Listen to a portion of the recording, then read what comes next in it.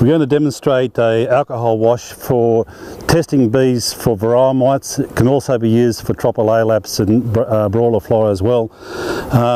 What we've got is just a simple shaking couple of bottles. We've made this particular device where it's got two lids with the lids cut out.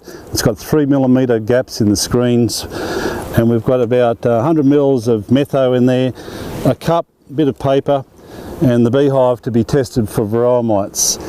You must take the top box off and work with the bees in the brood box. In this case, I've located the queen. I know that she's in the hive, so I'm not going to kill her. Unfortunately, this particular method for testing for varroa is lethal to the bees, so the bees die in the process. So I've got this particular brood frame. It's got young nurse bees on it. Nurse bees are far more likely to have varroa on them by exponential amount compared to the field bees or the bees in the top super. So I shake the bees onto a bit of newspaper. We can put that back in the hive. As the instructions say, we only need half a cup, so we can sort of half measure that or half guess it. I've got about half a cup of bees in there, about 300 bees. Probably a few more might be useful. That'll do me. Put the lid on. Now, as I said, we've already located the queen. The queen's still in the brood chamber here, so she's not in here. And we've got these bees. We're going to now wash them vigorously in alcohol or metho for about 20 seconds. So quite vigorously.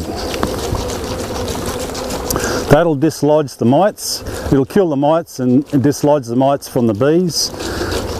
Mites are very difficult to actually see on field bees or adult bees. Despite all the photographs to the contrary, you really need to do something similar to this test or the same as this test to determine whether there's any mites in the hive.